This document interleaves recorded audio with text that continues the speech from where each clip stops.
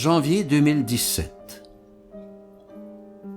Petite chronique loufoque des tribulations de Balbise en romancie, 7e chronique, dite la québécoise. Quand tous les hommes vivront d'amour, disait Raymond Lévesque. Fort bien, cependant, la théorie du chaos nous rappelle brutalement que les fées ont toujours soif, et ce, malgré Jack Monolloy sur son sentier de neige, alors que Maria Chapdelaine persiste encore à vouloir s'approprier bien indûment la bite à Tibi. Pendant ce temps, à Repentigny-by-the-Sea, la caissière populaire, d'un air goguenard, demande au frère André si c'est aujourd'hui que le ciel se marie avec la mer, alors que les cyniques, à l'heure du chapelet en famille, se moquent éperdument de notre très haut clergé catholique, même si la bataille des plaines d'Abraham a été perdue depuis belle lurette. Et c'est en évoquant l'an et conte que surgit le Rocket, malgré la terrible omerta qui frappait alors l'heure du concert. Il déclare « Ça parle au yob, ça aurait tout l'air que Beau Dommage aurait enfermé le géant Beaupré dans l'auberge des morts subites. » Pantoute de rétorquer Félix Leclerc, c'est bozo les culottes, puis il s'est sauvé avec les 2 femmes en or. Et c'est en regardant les yeux tristes de mon camion que j'éprouve une profonde détresse devant la femme qui fuit et que j'ose poser la question à 100 piastres. Qu'est-ce que le spasme de vivre à la douleur que j'ai? In nomine Patris et Filii et Spiritus Sancti, Pater noster, qui est in celis, et in saecula saeculorum. Amen. T'as manqué ta vocation. Quelle époque, me dis-je. Quelle grande noirceur. Bien sûr, je me console avec la valse des espoirs fanés au bistrot de M. Potiron, que fréquentait jadis Monica la mitraille. Il y a parfois parmi les jambons un salami, me dis-je pensivement. C'est alors que du fond de la taverne Panay s'élève une douce élégie typiquement québécoise. Tabarnak, mon asti de windshield est craqué, calice! Voilà sans doute le nouveau poète des temps gris, me dis-je d'un air un peu las. Je me vois encore sur le quai de Berthier avec mon casque de poêle dans mon Impala Blues. Le vent soufflait mes pellicules. J'arrivais du tour de l'île. J'étais bien fatigué. Puis j'ai couché dans mon char.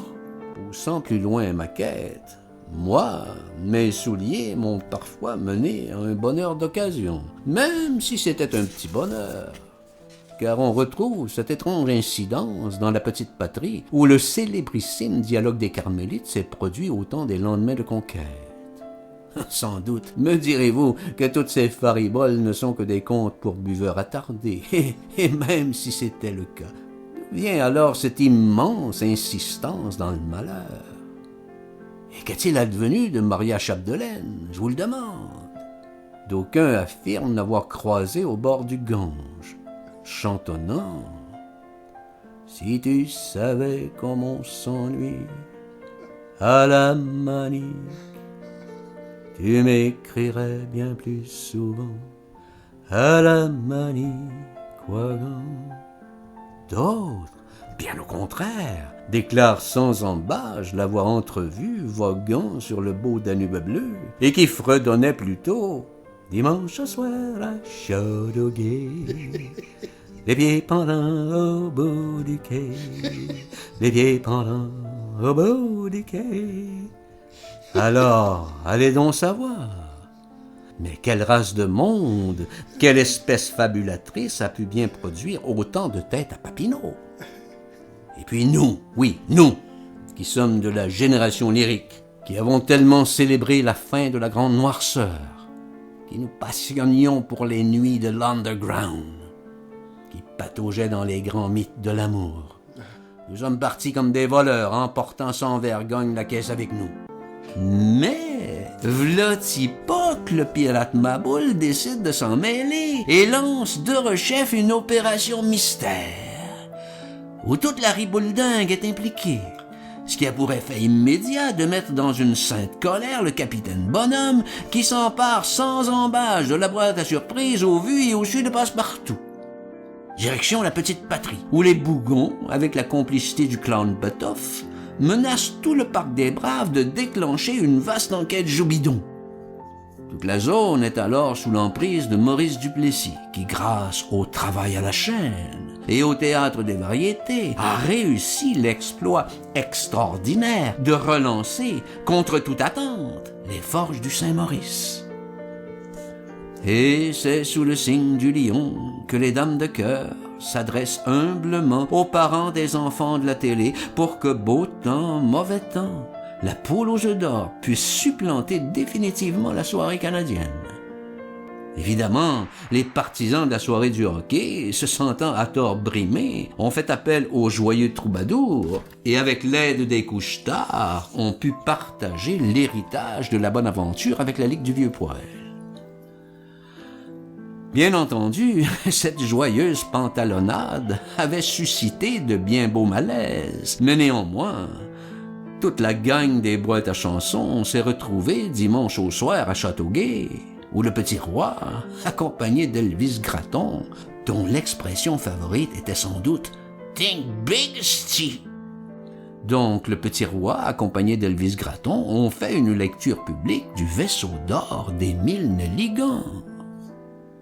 Par ailleurs, le frère Untel, à Joal sur le Schneid du Moine, ne put que produire d'incroyables insolences dont l'écho étonnamment parvient encore jusqu'à nous. Pour un instant, il me serait loisible de penser que les vieux de la vieille sont de la génération lyrique, ce qui ne veut pas dire que ce sont tous des têtes à Papineau. Non, non, non, loin de là, puisque même pieds nus dans l'aube, ils ont remplacé les pianos mécaniques par des boîtes à musique. Hier, j'ai croisé Agaguc, qui m'a longuement parlé, notamment du Rudikwe et de l'hiver de force, de ces jours de sable sous le souffle de l'harmattan. Il se rappelait également de la vallée des avalées, dans son pavillon des miroirs. Cette mémoire vive n'avait de cesse de m'étonner, parce que c'est entre chien et loup que l'or du temps se manifeste, et c'est au bout de la pente douce que le bleu du ciel nous permet d'échapper à la petite vie mesquine. Sur la rue de Lens, tout près du Cap aux Sorciers, les filles d'Ève rêvent d'un bonheur d'occasion, alors que le fou de Lille, avec Menot maître draveur, courtise sans vergogne la duchesse d'Angers, sachant fort bien que brun est la couleur de l'amour. Mais, à minuit le soir, c'est l'épopée rock qui s'impose, avec un magistral ouatatata. Par contre, c'est par 4 chemins que le cabaret du soir qui penche nous rappelle cette ignoble race de monde qui sévit toujours sur cette belle terre humaine. Et c'est malgré le déclin de l'Empire américain que le chant du coyote évoquera encore l'irrésistible marche à l'amour, et ce, même pour l'homme rapaillé, car sans guide des égarés, comment retrouver la mer de la tranquillité? Et aujourd'hui, qu'en est-il du jardin des délices? Ne faudrait-il pas ici invoquer avec grande nostalgie ces petites choses de l'enfance qui peuplaient notre univers fantasia? Au clair de la lune, mon ami Pierrot, prête-moi ta plume pour écrire un mot, ou même peut-être bien celle-ci. À la claire fontaine, m'en allant promener, j'ai trouvé l'eau si belle que je m'y suis baigné. Il y a longtemps que je t'aime, jamais je ne t'oublierai. Peut-être aussi refaire un jour le tour de l'île. 42 000 de choses tranquilles. Ce n'est pas rien, n'est-ce pas? Sans doute me direz-vous que voilà bien des contes pour buveurs attardés, mais il faut bien admettre que vous avez un peu raison. Car c'est dans l'urgence d'un facteur émotif que le survenant nous a sauvés d'un homme et son péché, d'autant plus que les belles histoires des pays d'en haut, c'était aux temps héroïques des mammouths laineux. Ah, saloperie de vecteur spatio-temporel! Alors que je me dirigeais à bord de la 15 Sainte-Catherine vers le Forum pour assister au show de Pink Floyd. J'aboutis carrément en plein stade olympique où Nadia Comaneci vient tout juste de se voir décerner la note de 1 pour sa parfaite performance en gymnastique. Mais comme j'ai encore mal à mon pays, il me vient en tête la fameuse bataille des plaines d'Abraham et l'amère défaite du marquis de Montcalm aux mains du général James Wolfe. Et comme mon pays, ce n'est pas un pays, c'est l'hiver, s'impose alors à moi l'image tout à fait débonnaire du sympathique bonhomme Carnaval de Québec. Et c'est au chic cabaret Casaloma, tout près de la Maine, que je retrouve mes 3 petits cochons préférés, bien confortablement attablés et piaffant d'impatience dans l'attente du très érotique spectacle de la reine de Montréal dans les années 50, la friolante et voluptueuse Lily Saint-Cyr. Alors qu'au Carré Saint-Louis, Xavier Dolan fait le coup de gueule avec sa mamie. « Merde, mais c'est le blizzard ici! On ne voit plus ni ciel ni terre. Tout est épouvantablement blanc. » Eh ben, ça alors, on est le 4 mars 71. Ou peut-être bien est-on le 14 mars 2017, allez donc savoir. Par ailleurs, Marguerite Bourgeois, arborant un petit sourire fripon et en pleine plaza Saint-Hubert, me demande si elle devrait aller rencontrer le maire Drapeau pour lui parler de l'amour avec un grand A. Ou devrait-elle plutôt se rendre au Biodôme, ou peut-être même aller se plonger dans les splendeurs du jardin botanique avant de se rendre à la ronde pour quelques menus frissons de manège.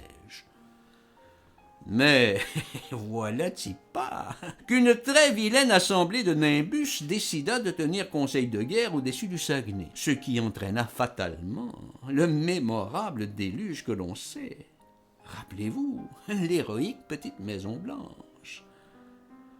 Mais voilà-t-il pas qu'on remet ça? Une grosse bande d'affreuses et méchantes nuées toutes noires, encore plus futées cette fois-ci, car c'est en verglas majuscule que ça se décide à tomber, et pas qu'un peu, des trompes de verglas 100 millimètres du jamais vu.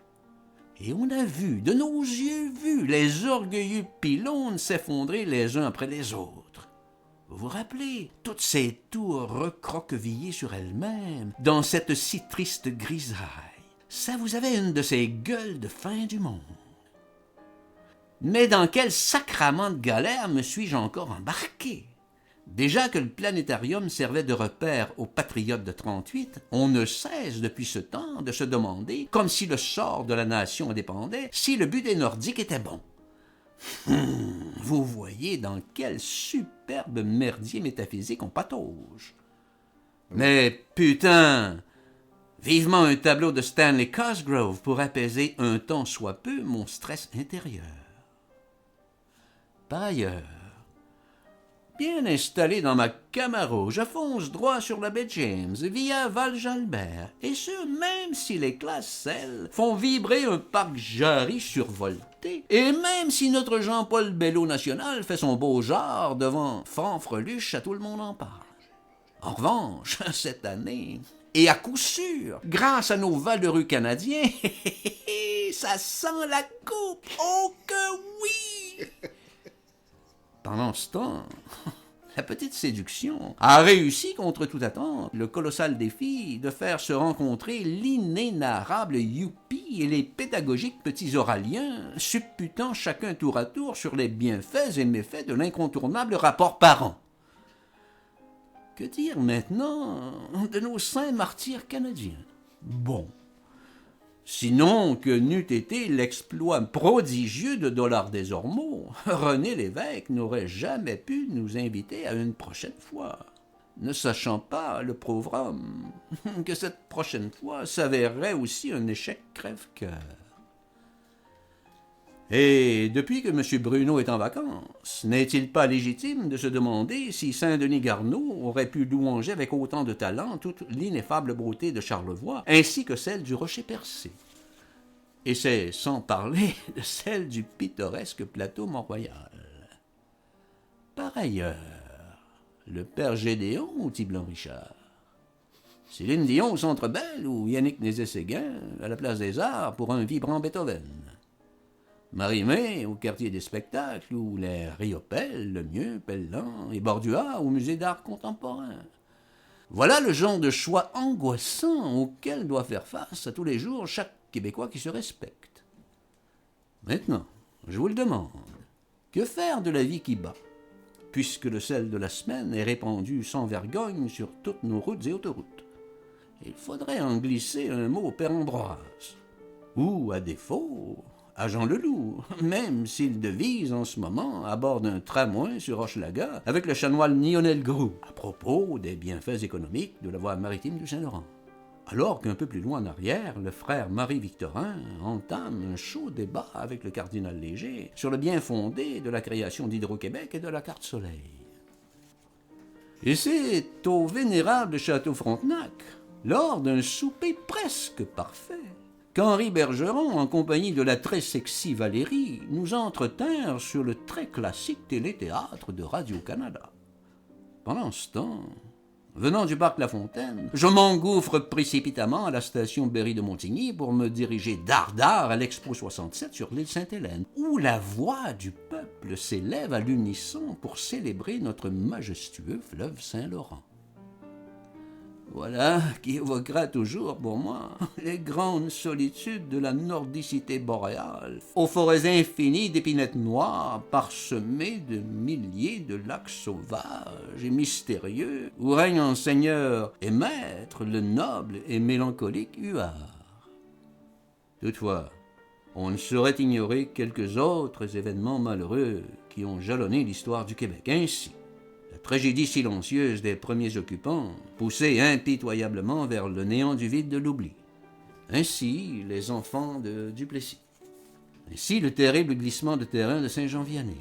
Ainsi, l'effroyable catastrophe ferroviaire de Lac-Mégantic. Et tout cela me ramène, bien entendu, dans une moindre mesure, à un souvenir bien personnel. Je me vois encore debout à l'angle des rues Saint-Viateur et Saint-Charles, à Joliette, en face de la cathédrale, par une très belle fin d'après-midi de mai en 57, je crois. Et parmi une petite foule de badauds, j'observe, moi aussi, comme fasciné, de voir une grande partie du séminaire s'envoler lentement en fumée, avant de s'écrouler avec grand fracas du haut de ses 5 étages.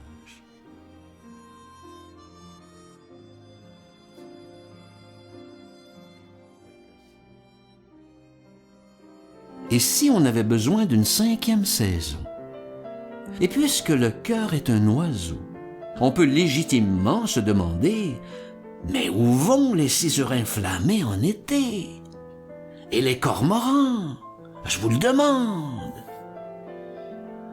À ce propos, nous apprenons en dernière heure que les Boys ont pris d'assaut l'unité 9 du 7e Nord.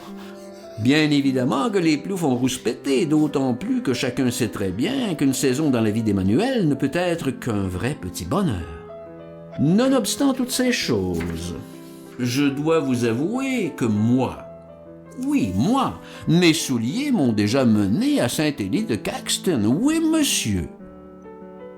J'y ai alors croisé, tout à fait inopinément, X13, tapis dans l'ombre, essayant d'impliquer la Bolduc et Louis Cyr dans quelques sordides complots par devers Mordecai Richler et Leonard Cohen, qui s'étaient alors enfuis à Kamouraska avec mon oncle Antoine.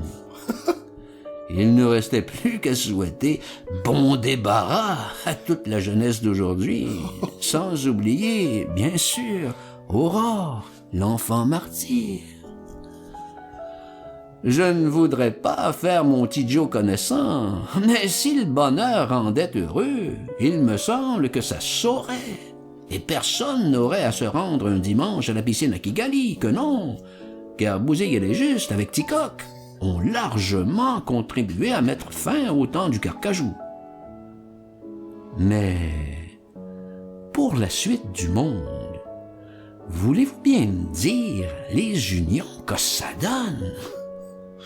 Il fallait donc, malgré les ordres et les tragiques événements d'octobre, retrouver impérativement le temps d'une paix tout au long de nos quelques arpents de neige.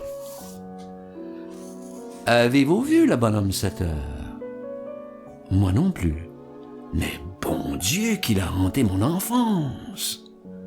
Et depuis que l'étoile du Nord s'est enlevé la vie, plus personne ne veut aller à la Manique. Mais la chasse-galerie, alors là, oui monsieur, surtout quand Joe Montferrand s'en mêle, surtout quand c'est la danse à Saint-Dillon et que l'heptade s'est fait enfiroiper par le matou, surtout quand les filles de Caleb s'exhibent effrontément dans la nuit de la Saint-Jean. Heureux de printemps qui me chauffe la couenne, disait le poète. Or, aujourd'hui, je dis bonjour à la vie, même si la belle Virginie a mis de la brume dans mes lunettes avant d'aller faire tourner des ballons sur son nez. Ainsi, il était une fois dans l'Est. Sinon, la guerre, yes sir! Parce que des histoires sans parole, Bobino et Bouscotte en ont raconté des tonnes dans le Montréal Matin. Bien sûr que le cœur a ses raisons. Alors que faire? Évoquer la misère des riches, consulter Pépinot et Capucine, peut-être en informer Infomane. Faudrait-il louer un 4,5 ou des chambres en ville? Dans mes moments d'exaltation, il m'arrive de m'écrier « Allegria » et je pense aussitôt à Marguerite Volant. « Jamais deux sans toi, me dis-je. » Et je pense aussi à Lindbergh, égaré avec tous ses Boeing dans le lointain district 31. Mais qu'est-il advenu de Pierre-Esprit Radisson? Quelle famille habite maintenant 14 rue des Galets? Symphorien le saurait-il? Est-ce que frère Jacques dort encore sur la rue des Pignons? Ah, la vie, la vie! Post-scriptum. Ne pas oublier de payer la facture de l'auberge du Chien Noir. Bon. Maintenant, comment assurer la mécanique des ombres dans toute cette pesanteur de silence? Ce qu'on peut dire, c'est qu'il aura fallu qu'une révolution dite tranquille s'enclenche il y a près de 60 ans maintenant, et qu'il faudra bien encore 30 vies minimum pour que les âmes vives du monde puissent se retrouver encore. Mais de nombreuses questions restent sans réponse. Mirabel ou Dorval? L'Impact ou les Alouettes? Miracri ou Réal Giguère? Piment fort ou Fort Boyard? Ouverture sur le monde ou fermeture? Alors, parle, jase. Il n'en reste pas moins que la course autour du monde doit impérativement mener au lac aux deux falaises. Car on a beau avoir un taxi payant, la Mariouche sera toujours trop belle, même après les grandes ruptures du Bas-Canada.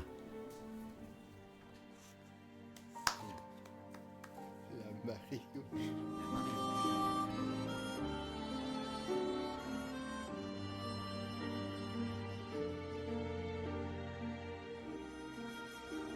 Bon, comment conclure ce petit voyage vertigineux dans l'espace-temps du Québec? Attendez un peu, bon. Je vais d'abord consulter mon petit carnet du flâneur. Voilà, j'y suis. Ah, je remarque une note qui, à mon avis, est fondamentale. La voici. Au-delà d'une chronique d'un temps loufoque, et malgré tous nos dialogues en ruine, il faudrait absolument prévoir l'échec du matériel. Sinon, bye bye l'innocence de l'âme.